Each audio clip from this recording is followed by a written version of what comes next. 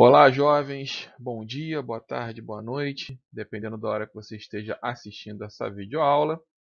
Hoje vamos trabalhar a segunda parte da aula sobre população, onde vamos desenvolver a distribuição da população no território brasileiro e os fluxos migratórios. E tem como objetivo principal essa aula analisar os fluxos migratórios, compreendendo suas dinâmicas e características. Vamos à nossa videoaula, pessoal. Vamos iniciar falando sobre o estudo da população. Ele é feito pelo IBGE, o Instituto Brasileiro de Geografia e Estatística, através de um recenseamento, também conhecido como censo, que é a coleta de dados de toda a população. Ela é feita de 10 em 10 anos. O próximo estava programado agora para 2020, o último foi em 2010, né? Mas, devido à pandemia, deve ocorrer no ano que vem, em 2021.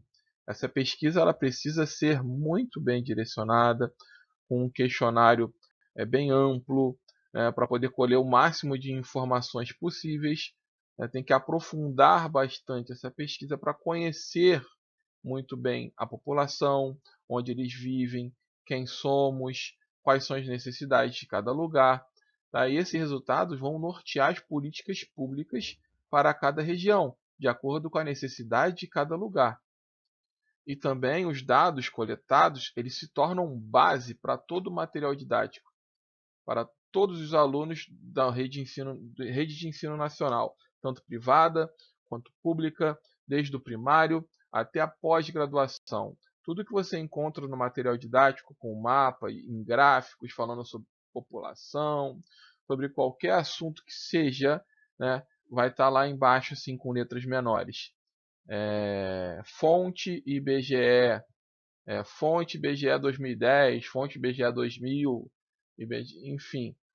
A fonte vai ser sempre do IBGE, se tratando sobre esse assunto, e o ano que está ali, fora dos anos do censo, que é sempre de 10 em 10 anos, como eu disse, 90, 2000, 2010.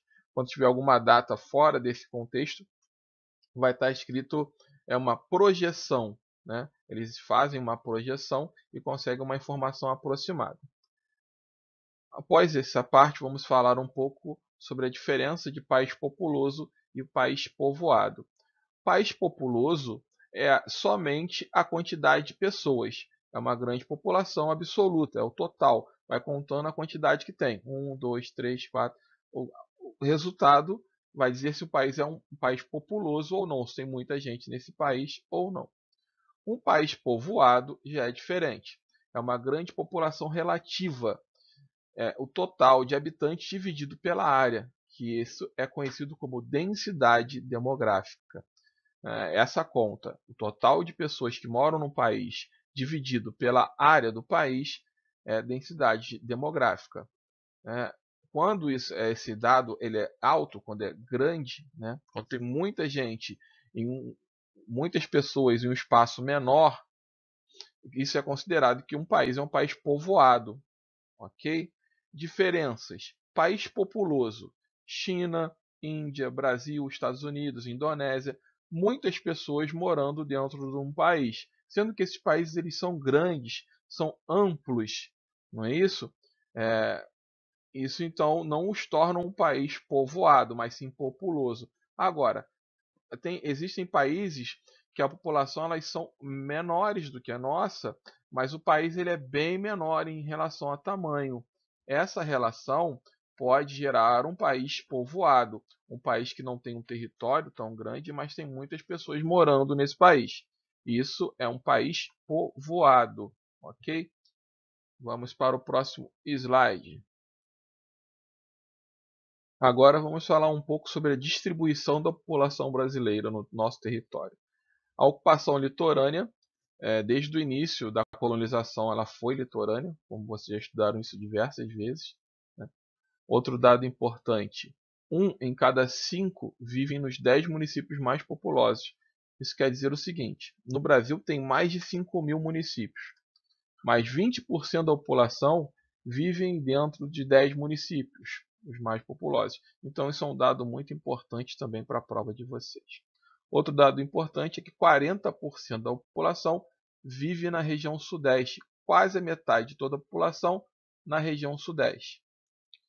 88% se você juntar a região sudeste, sul e nordeste, são as regiões que formam o litoral brasileiro. Isso em um tamanho de 36% do território nacional. Então, no espaço de 36% do Brasil, vivem 88% da população. Isso vai gerar uma conta de 100 habitantes por quilômetro quadrado. Beleza? Quase a totalidade da população fica nessa soma dessas três regiões. Os 12% que restam vivem na região norte e na região centro-oeste, mas em um espaço de 64% do território nacional. Isso significa um habitante para cada quilômetro quadrado. Está vendo essa relação? A diferença que é? A concentração da população ela fica muito maior no litoral, tá? E mais especificamente no sudeste brasileiro. Agora vamos fazer um comparativo de população rural com população urbana. Até a década de 60, a maioria da população era rural. No recenseamento de 1970, se constatou que a maioria passou a ser urbana. Ok? Então vocês precisam ficar atentos a esse dado e atento à data também. Quando falamos que no recenseamento de 70 se constatou isso, não quer dizer que foi na década de 70 que houve essa mudança, mas sim na década de 60. Porque o recenseamento de 70 ele fez uma pesquisa das coisas que estavam acontecendo até aquele momento, não após. Não é isso? Então fiquem atentos com essa pegadinha. Foi na década de 60 que houve essa mudança de rural para urbano, mesmo o recenseamento sendo feito em 1970. Se liguem, galera. O nome desse contexto nós chamamos de êxodo rural, que foi um fenômeno que aconteceu da população saindo, né, da área rural e indo para a parte urbana. Isso aconteceu devido a dois principais fatores: a industrialização das cidades, gerando emprego nas cidades, e a mecanização no campo, que gerou desemprego no campo. Então eles iam para as cidades através de emprego e sobrevivência.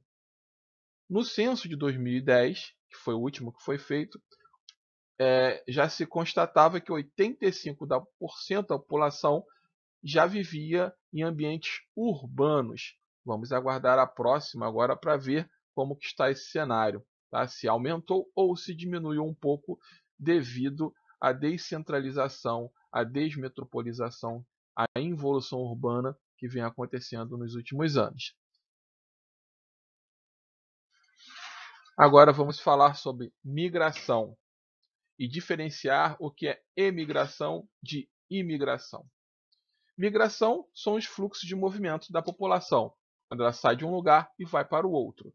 Agora, emigração com E de escola e imigração com I de igreja tem uma diferença. A diferença é apenas a ótica de quem vê. Tá? Como assim, ótica de quem vê? Se alguém está aqui comigo, tá? E vai em direção até você, na sua casa, para mim, ele é um emigrante. Ele está saindo daqui. É um movimento de saída. Emigração é um movimento de saída. E para você, ele está indo em sua direção. Ele é um imigrante. É um movimento de entrada. Então, emigração é um movimento de saída e imigração é um movimento de entrada. Ok? O movimento de saída é feito através de repulsão dos lugares.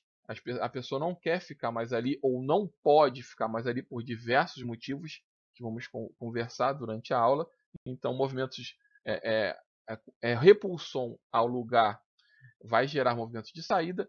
E para onde eles vão? O que vai atrair eles em outros lugares? Então, a atração ela faz essa parte do movimento de entrada, de imigração. Repulsão e atração. Emigração e imigração, movimento de saída e movimento de entrada. Agora vamos caracterizar os tipos de migração. E fiquem atentos que isso vira e mexe e cai nos concursos. A migração internacional, de um país para o outro, essa é bem óbvia, bem clara. e temos a migração nacional ou interna. Essa sim vai ter uma diferença. A migração nacional interna ela pode ser interregional ou intrarregional. Você pode encontrar essas palavras escritas separadas com hífen ou escritas tudo junto. Tá? A interregional é quando vai de uma região para outra. A intrarregional, dentro da mesma região. O que isso quer dizer? Se você sai daqui de Maricá, onde você mora, e vai morar em Salvador, você está fazendo uma migração nacional ou interna interregional. Você está saindo da sua região e indo para outra região. Agora, se você que mora em Maricá sai de Maricá e vai morar em Cabo Frio, você está fazendo um movimento migratório nacional ou interna intrarregional, dentro da mesma região. Ok? Inter mudando de região e intra na mesma região. Agora, considerando o tempo dessa migração, é a migração definitiva, quando você vai para algum lugar sem voltar, então a migração definitiva. Também temos a migração temporária, que é aquela que você vai e vai voltar com o tempo específico ou não. O que isso quer dizer? Você vai fazer um trabalho nos Estados Unidos e fala o seguinte: vou hoje para os Estados Unidos, dia 1º de julho eu volto. Né? Isso é uma migração temporária com a data de retorno. Você vai voltar no dia 1º de julho. Mas você pode acontecer o seguinte: eu vou para os Estados Unidos hoje, fazer um trabalho, assim que acabar eu vou voltar. É certo que eu volte, independente se eu tenho data marcada ou não. Também é a migração temporária. Agora temos a migração sazonal. A migração sazonal ela é feita de tempo em tempo. Como assim? Você, por hábito, nas suas férias, tem por hábito ir para a casa da sua avó que mora em Cabo Frio. Então, todo dezembro e janeiro você vai para Cabo Frio e volta para Maricá no final de janeiro, início de fevereiro, para iniciar as aulas. Todo ano você faz isso. Então, isso é a migração sazonal. De tempo em tempo, você vai para essa região e volta. Tá? Por último, a migração pendular. É aquela que você faz diariamente. Vamos supor que você comece a estudar no Rio de Janeiro ou em Niterói. Todo dia você sai da sua casa e vai estudar em outra cidade e volta. Ou então o seu pai, a sua mãe que trabalha em outra cidade, todo dia vai para o trabalho e volta. Isso é migração pendular. Agora, considerando o motivo das migrações, temos a migração espontânea, aquela que você quer ir, né, independente do motivo, e vai. Isso é a migração espontânea. Temos a planejada, que é com um objetivo específico. Você planeja alguma coisa em algum outro lugar, né, e vai e faz essa migração. Tem a forçada, que é aquela que é obrigada. Você vai mesmo sem vontade própria. Você não quer sair do seu lugar, mas você tem que sair. Tem que sair devido a problemas com guerras civis. Esses são conhecidos como refugiados de guerra. A seu local, sua cidade está com uma guerra. Né? Você não tem como ficar ali. Então você é um refugiado de guerra. Você está fazendo a migração forçada por esse motivo. Outro motivo são as causas naturais. Sua cidade teve um terremoto, destruiu tudo, ninguém pode ficar nessa cidade. Eu usei o terremoto, mas pode ser qualquer causa natural. Enchente, maremoto, terremoto, vulcanismo, qualquer que seja. Tá? Você está sendo obrigado a sair dessa região devido a uma causa natural. E também pode ser por perseguições, perseguição política, religiosa e etc. Se você ficar nesse lugar, você pode morrer. Então você é obrigado a sair daquele lugar.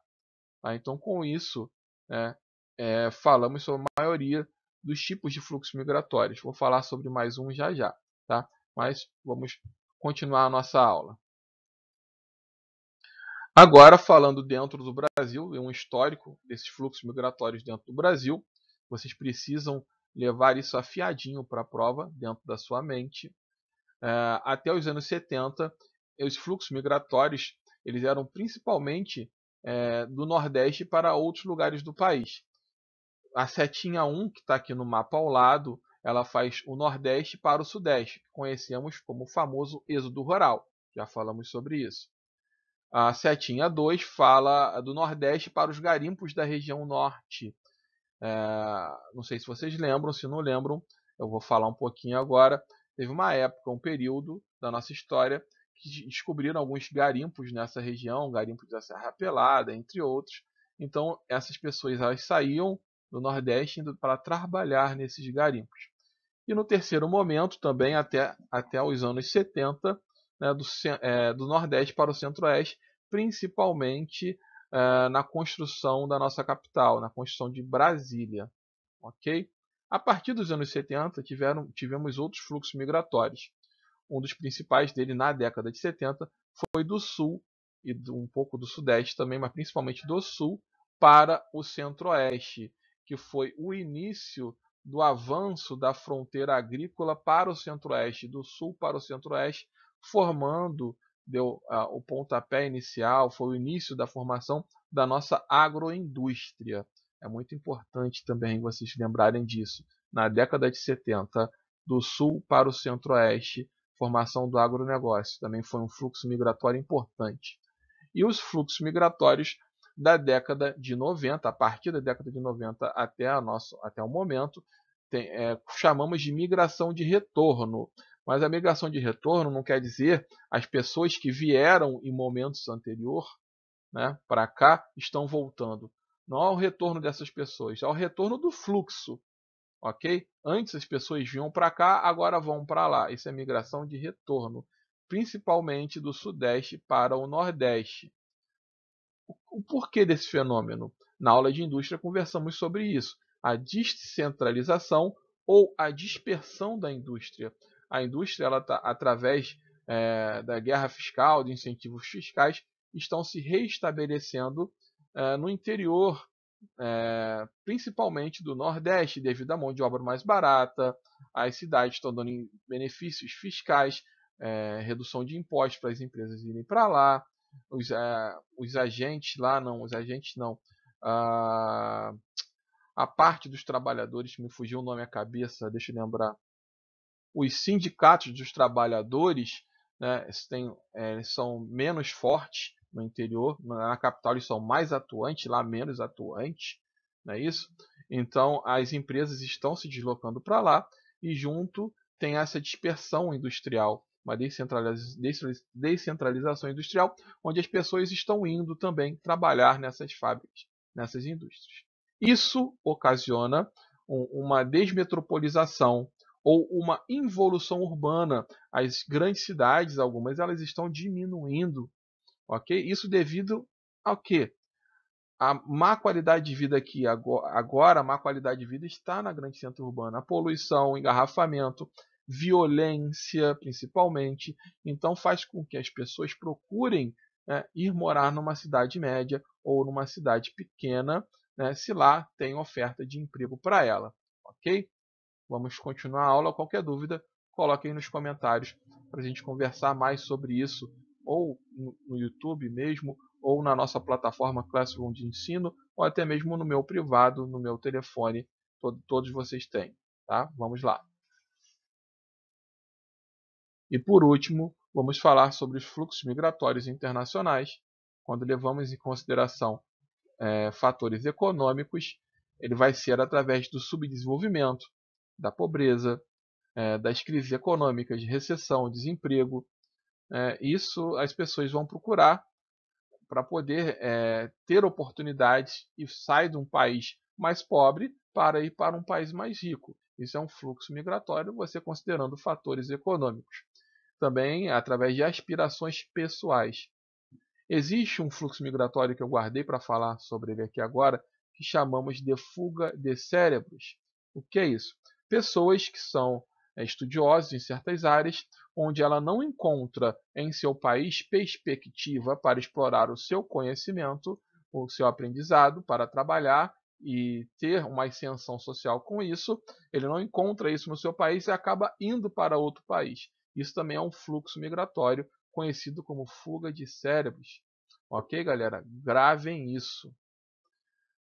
Falando sobre as relações demográficas, os fluxos migratórios internacionais, temos o de povoamento ou colonização, que aconteceu na história, que vocês já conhecem ela.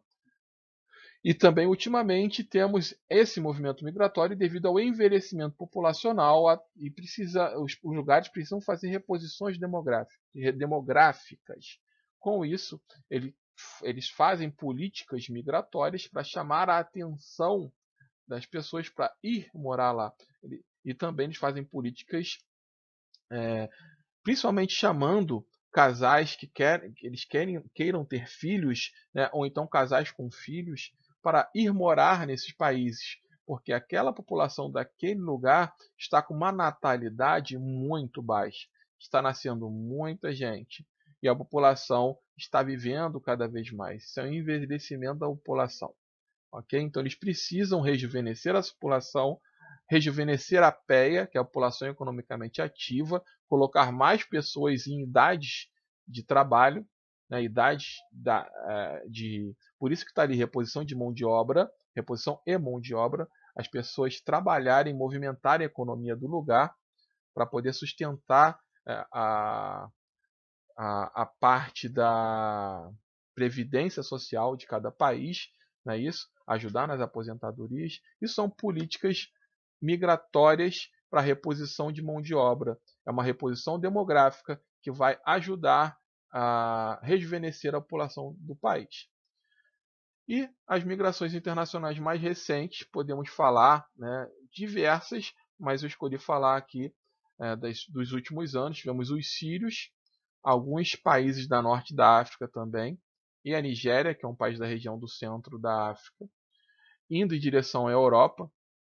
Né, esses países, os sírios, através de uma guerra, eles estão fugindo de guerra, refugiados de guerra.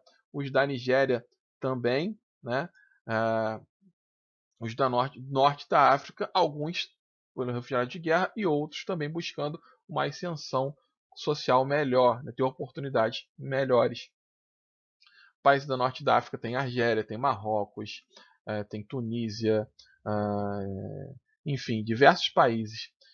E eles buscam a Europa porque é um lugar mais próximo para eles ficam numa região mais próxima e também por afinidade, porque diversos países europeus colonizaram essas regiões. Então eles têm uma cultura que se entrelaçam. Tá? Quando falamos da América Central, falamos de diversos países da América Central. Guatemala, Nicarágua, El Salvador, Belize, Panamá, Costa Rica.